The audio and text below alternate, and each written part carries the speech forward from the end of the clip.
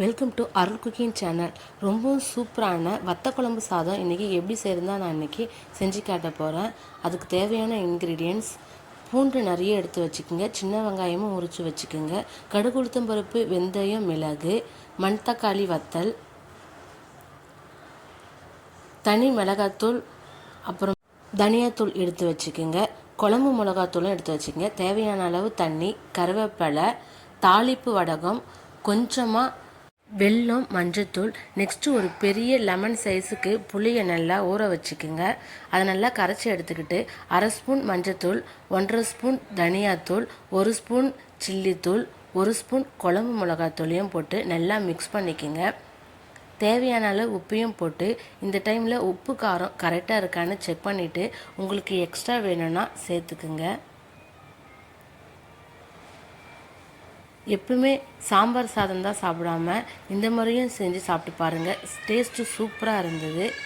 கொஞ்சமாக கருவேப்பிலை போட்டு குழம்பு நல்லா கொதிக்க வச்சுக்கலாம். ஒரு 10 நிமிஷத்துக்கு நல்லா குழம்பு கொதிக்கட்டும்.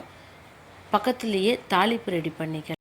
இன்னொரு பக்கம் ஒரு பாத்திரத்தை வச்சு நல்லெண்ணெயும் கொஞ்சமாக ரீஃபண்ட் ஆயிலையும் சேர்த்துருக்கேன். நீங்கள் வெறும் நல்லெண்ணெய் ஊற்றி செய்யறனாலும் செஞ்சுக்கலாம். ஆனால் இந்த மாதிரி செய்யும் போது அதோடய டேஸ்ட்டு நல்லா சூப்பராக இருந்தது. எண்ணெய் நல்லா சூடானதும் கடுகு உளுத்தம் பருப்பு, வெந்தயம், மிளகு போட்டு நல்லா பொரிஞ்சதும் ஒரு 20 பல்லு பூண்டு போட்டுக்குங்க. சின்ன வெங்காயமும் நல்லா உரித்து போட்டுக்குங்க. இந்த குழம்புக்கு டேஸ்ட்டு சின்ன வெங்காயமும் பூண்டும் தான், அது நல்லா அதிகமாக சேர்த்துக்குங்க. டேஸ்ட்டு சூப்பராக இருக்கும். எப்பவும் சாம்பார் சாதம் தான் இல்லாமல் இந்த மாதிரி வத்த குழம்பு சாதமும் ட்ரை பண்ணி பாருங்கள். டேஸ்ட்டு நல்லா இருந்தது, டிஃப்ரெண்ட்டாகவும் இருந்தது. வெங்காயமும் பூண்டும் நல்லா வதங்கினதும் அதை மட்டும் ஃபஸ்ட்டு எடுத்து குழம்புல சேர்த்துக்குங்க. 10 நிமிஷம் நல்லா குழம்பு கொதிச்சிடுச்சு. நீங்கள் மொத்தமாக தாளித்து அதில் ஊற்றினாலும் ஊற்றிக்கலாம். இந்த மாதிரி ஃபஸ்ட்டு வெங்காயம் பூண்டை மட்டும் அதில் எடுத்து சேர்த்துட்டு அதுக்கப்புறமா அதே எண்ணெயில் கொஞ்சமாக பூண்டை நசுக்கி போட்டுக்குங்க. அது ஃப்ளேவர் நல்லாயிருக்கும். உங்களுக்கு வேண்டான்னா நீங்கள் ஸ்கிப் பண்ணிக்கோங்க. கொஞ்சமாக தாளிப்பு வடகம், 2 ஸ்பூன் மண்தக்காளி வத்தலையும் போட்டுக்குங்க. நீங்கள் இதுக்கு பதிலாக வேறு வத்தல் சேர்க்கறதா இருந்தாலும் சேர்த்துக்கலாம். நல்லா வதங்கினதும் இதை அப்படியே எடுத்து குழம்புல ஊற்றிக்கலாம். இந்த தாளிப்பு ஊற்றிட்ட அப்புறமாவும் திருப்பியும் ஒரு 10 நிமிஷம் நல்லா கொதிக்கட்டும். மொத்தம் ஒரு 20 நிமிஷம் ஆகும். இந்த குழம்பு அப்படியே நீங்கள் வெறும் சாப்பாடு வடித்து சாப்பிட்னாலும் சாப்பிட்டுக்கலாம். சாப்பாடை வடித்து இந்த மாதிரி மிக்ஸ் பண்ணி சாம்பார் சாதம் மாதிரியும் சாப்பிட்லாம், நல்லாயிருக்கும். நான் சாப்பாடு வடித்து எடுத்து குழம்பு அதில் போட்டு மிக்ஸ் பண்ணிக்க போகிறேன்.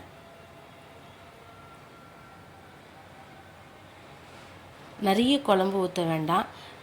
நீங்கள் அதிகமாக ஊற்றணுனாலும் ஊற்றிக்கிங்க. எங்கள் வீட்டில் சின்ன பசங்க இருக்கிறதால நான் கொஞ்சமாக குழம்பு ஊற்றிருக்கேன். லாஸ்ட்டாக கொஞ்சமாக நல்லெண்ணெயும் கருவேப்பிலையும் போட்டுக்கணும். நான் கொஞ்சமாக நல்லெண்ணெய் ஊற்றிருக்கேன். ஏன்னா நல்லெண்ணெய் எல்லா குழந்தைங்களுக்குமே பிடிக்காது. என் பெரிய பையன் நல்லா சாப்பிட்டான், என் சின்ன பையனுக்கு அந்த ஸ்மெல் பிடிக்கல. அதனால் உங்கள் வீட்டில் நீங்கள் செய்யும் போது உங்கள் குழந்தைங்களுக்கு ஏற்ற மாதிரி செஞ்சுக்குங்க. நான் என் சின்ன பையனுக்கு கொஞ்சம் குழம்பு தனியாக எடுத்து வச்சு சாப்பாடோடு ஊற்றி கொடுத்தேன், அவன் சாப்பிட்டான். அந்த மாதிரி நீங்கள் ஸ்கிப் பண்ணி வச்சு செஞ்சு கொடுங்க. வெறும் அப்பளம் மட்டும் பொரித்து சாப்பிட்டாலே இந்த சாப்பாட்டுக்கு சூப்பராக இருந்தது. எப்போவும் சாம்பார் சாதம், தயிர் சாதம், லெமன் சாதம் செய்யாமல் இந்த மாதிரி வத்த குழம்பு சாதமும் செஞ்சு உங்கள் வீட்டில் கொடுத்து பாருங்கள். அதுக்கப்புறம் அடிக்கடிக்கு உங்களை இந்த சாதம் செய்ய சொல்லுவாங்க. இந்த சாப்பாடு செய்கிறதுக்கு ரொம்ப நேரம்லாம் ஆகாது. 1/2 அன் ஹவருக்குள்ளே செஞ்சு முடிச்சிடலாம். வெறும் குழம்பாகவும் செஞ்சு சாப்பாடோடு வச்சும் சாப்பிட்லாம். டேஸ்ட்டு சூப்பராக இருக்கும். தக்காளி விலை அதிகமாக இருக்கிற நேரத்தில் இந்த மாதிரி குழம்பு நீங்கள் ட்ரை பண்ணி பாருங்கள். அதாவது வத்த குழம்பு சாதம் செஞ்சு சாப்பிட்டு பாருங்கள், ரொம்பவும் நல்லாயிருக்கும். அருள் குக்கிங் சேனலை லைக் பண்ணுங்கள், ஷேர் பண்ணுங்கள், சப்ஸ்கிரைப் பண்ணுங்கள். தேங்க்யூ ஃபார் வாட்சிங்.